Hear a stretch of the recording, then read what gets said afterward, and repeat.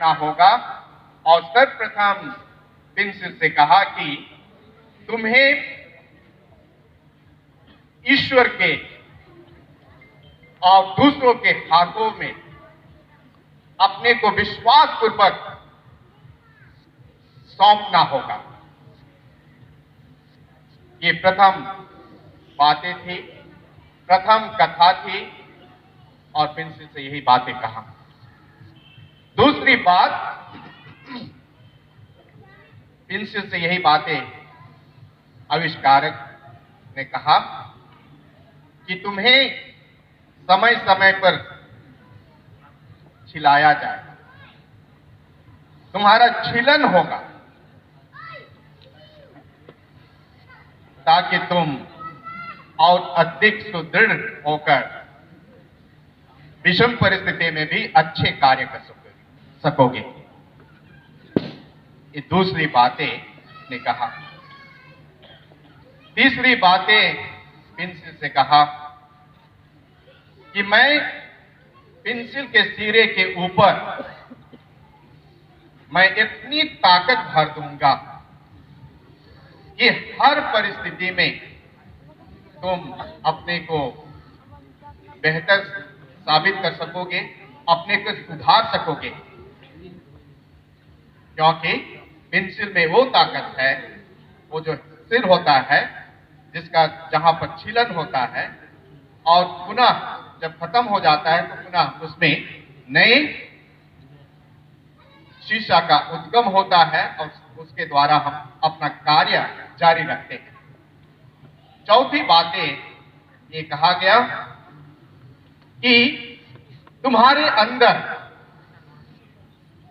एक महत्वपूर्ण अंग है और वह है शीशा। शीशा जो भीतर पेंसिल के अंदर एक काला रंग का होता है वो शीशा कहलाता है और वही चीज आप तुम्हारे अंदर में। पांचवी बात यही थी कि जब तुम जिस रास्ते पर चलते हो वहां तुम छाप और निशाना छोड़ सकते हो। ये बातें उस पेंसिल से कहा और पेंसिल ने बड़े सुंदर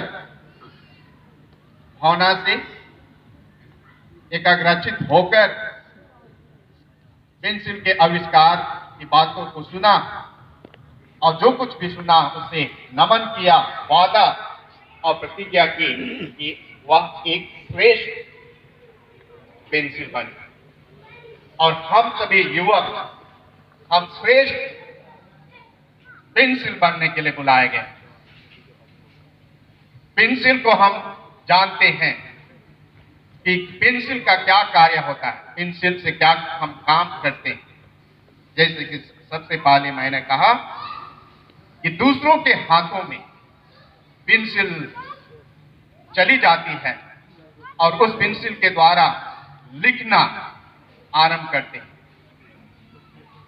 और लिखते हैं और जब पेंसिल लिखते लिखते शेष हो जाता है, खत्म हो जाती है, तो वहां पर नए शीशा का उद्गम होता है और उससे हम देखते हैं कि फिर से अपनी गलतियों को, अपनी कमजोरियों को, हर परिस्थिति को हम छोड़ते हुए आगे बढ़ने के लिए अपना कार्य शुरू कर देते हैं। जी हाँ, यहाँ पर उपस्थित मेरे मित्रों, दोस्तों, सहपाठियों, आज जब हम यहाँ पर ये क्रिसमस गैदरिंग मना रहे हैं तो हमें एक श्रेष्ठ पेंसिल बनने की जरूरत है। हमें एक अंदर में जो शीशा के अंदर पेंसिल के अंदर जो एक शीशा है वह हमारे अंदर के आत्मा और चरित्र को बताता है। वो चरित्र हमें किस तरह से हमें अपना चरित्र को बनाए रखना है। हमें एक क्रिस्ती होने के नाते हमारा फर्ज बनता है कि हम यीशु के अनुयायी हैं, तो हमें यीशु के जीवन को अपनाकर जीवन चलना है, ताकि हम दूसरों के जिंदगी में एक छाप छोड़ सकते हैं। दूसरे लोग देखकर हमें बता सकते हैं कि हम यीशु के शिष्य हैं, यीशु के बेटे बेटियां हैं, यीशु के पुत्र पुत्रियां हैं, यीशु के अनुयायी हैं। तो यहाँ पर यही बातें मैं कहना चाहता हूँ। इस 2022 में यहाँ पर एक साथ एकत्रित होकर हम ईश्वर को धन्यवाद दे रहे हैं पिछले वर्ष के लिए, और नए वर्ष की शुरुआत कर रहे हैं। तो क्रिसमस की शुभकामनाएं और नए साल का शुभारंभ करते हुए हम एक दूसरे को बधाई दे रहे हैं कि हम इस साल एक अच्छा पेंसिल बनने के लिए हम चेष्टा करें, ताकि हम दुनिया को बता सकें कि हम यीशु के सैनिक हैं, यीशु के चुने हुए ख्रिस्त के भाई और बहन, युवक और युवती हैं। जय यीशु, यीशु मरण, यीशु मरण।